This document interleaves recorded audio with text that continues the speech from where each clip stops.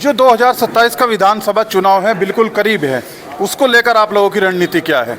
हमारी रणनीति टोटल पूरी तैयार है। गठबंधन से ये चुनाव होगा, सम्मानजनक स्थिति के अंदर गठबंधन की सीटें होंगी और अंतिम फैसला जो भी है वो माननीय राहुल गांधी जी लेंगे और गठबंधन ही 2027 के अंदर आएगा और 2029 के अंदर निसंदेह राहुल गांधी जी प्रधानमंत्री बनने जा रहे हैं। देश की महिलाएं, देश के किसान, देश का ओबीसी, देश का एससी, देश का माइनॉरिटी, देश का युवा जेएनजी सब ठान चुका है और उनको प्रधानमंत्री के रूप में देखना चाहता है। 2029 में राहुल जी प्रधानमंत्री बनेंगे। आज़ाद समाज पार्टी के प्रमुख राष्ट्रीय महासचिव हैं कमल सिंह वालिया, आपने शायद नाम सुना भी होगा। मैं उनका इंटरव्यू कर रहा था। उनका कहना है कि राहुल गांधी जो हैं, उनके जो नेता हैं आज़ाद समाज पार्टी के चंद्रशेखर आज़ाद, जब वो सड़कों पर निकल कर आए और उन्होंने लोगों की हक की आवाज़ उठानी शुरू की, उसके बाद जाकर राहुल गांधी सड़कों पर निकलना शुरू हुए हैं। आप क्या कहेंगे? नहीं, ये तो सब बेकार की बातें हैं। राहुल गांधी आज से सड़कों पे थोड़ी हैं। राहुल गांधी जो एक समय से सड़कों पे हैं। राहुल गांधी जी ने पूरा देश का भ्रमण कर लिया, पूरी पदयात्रा कर ली, लाखों लाखों लोगों ने उनका स्वागत किया। राहुल जी ने पूरा प्रोटेस्ट किया। देश के अंदर किसी में ताकत है जो मोदी जो हिटलर शाह की इसकी घर के आगे धरना दे सके, युवाओं की लड़ाई लड़ सके? कैसा देखा आपने? कोटा से शुरुआत की, देहरादून, उत्तराखंड में भी कांग्रेस की ही सरकार बनेगी इस बार। पूरा युवा जो छात्र है वहाँ का भी ठान चुका है उत्तराखंड का। इस बार सिर्फ माहौल केवल राहुल गांधी जी का है और यूपी में गठबंधन से चुनाव निश्चित तौर पर होने जा रहा है। कांग्रेस जो है उत्तराखंड के अंदर एक मजबूत विपक्ष के तौर पर मानी जाती है और आपकी भाजपा से पहले वहाँ सरकार थी। हाल ही में कुछ इस तरह की घटनाएं देखने को उत्तराखंड में मिली हैं जिसमें लेके मुस्लिम समाज को काफ़ी टारगेट किया गया है। वहाँ कांग्रेस खामोश क्यों है? नहीं, कांग्रेस खामोश नहीं है। कांग्रेस लड़ाई लड़ती है।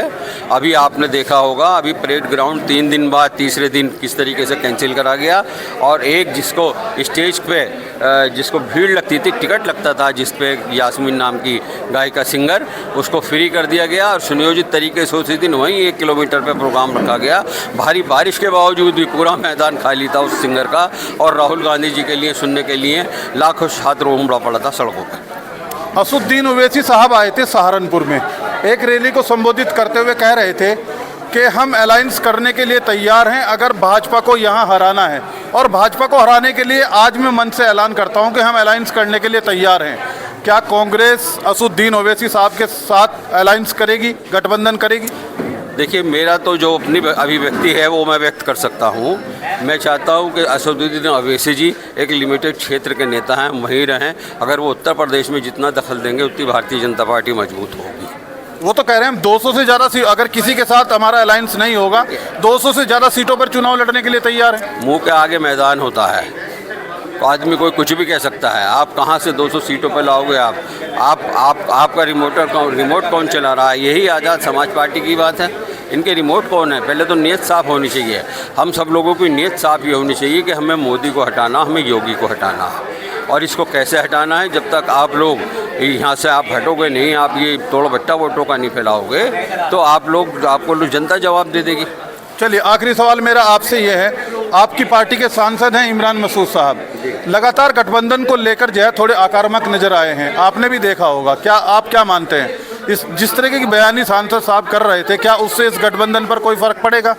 मैंने अभी कहा है, मैं फिर कहता हूँ, गठबंधन से लड़ना और गठबंधन का फैसला, सीटों का फैसला केवल और केवल राहुल गांधी जी को निर्णय लेना है, आदरणीय खड़गे जी को निर्णय लेना है और वो सबको मानना है। पर सांसद तो आपकी पार्टी के ही हैं, बयानबाजी लगातार करते हैं। सांसद जी पे कोई टिप्पणी नहीं करना चाहता हूँ, लेकिन जितनी बात मैं कह रहा हूँ वो मैं फिर कह सकता हूँ।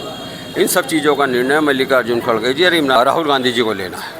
चलिए, बहुत बहुत शुक्रिया बातचीत करने के लिए हमसे। देखिए, सहारनपुर के अंदर जो है हमारी मौजूदगी थी और ये कांग्रेस कार्यालय है जहाँ पर हमारी मौजूदगी थी। अल्पसंख्यक आयोग को लेकर यहाँ एक प्रोग्राम हुआ है और उसी के अंदर नसीम कुरैशी साहब यहाँ आए हुए थे। जो सवाल हमने उनसे पूछे हैं, उन सवाल का जवाब उन्होंने यहाँ दे दिया है। आज़ाद समाज पार्टी को लेकर भी हमने उनसे सवाल पूछा था और जो कमल सिंह वालिया कह रहे थे उसको लेकर भी हमने सवाल उनसे पूछा था। पूरी रिपोर्ट आपने देख ली है, उन्होंने क्या कुछ जवाब दिया है। अब आप भी अपनी राय रख सकते हैं। इस खबर के लिए इतना ही। अपने सहयोगी के साथ अर्शद सलमानी, सलमानी न्यूज़, सहारनपुर शहर।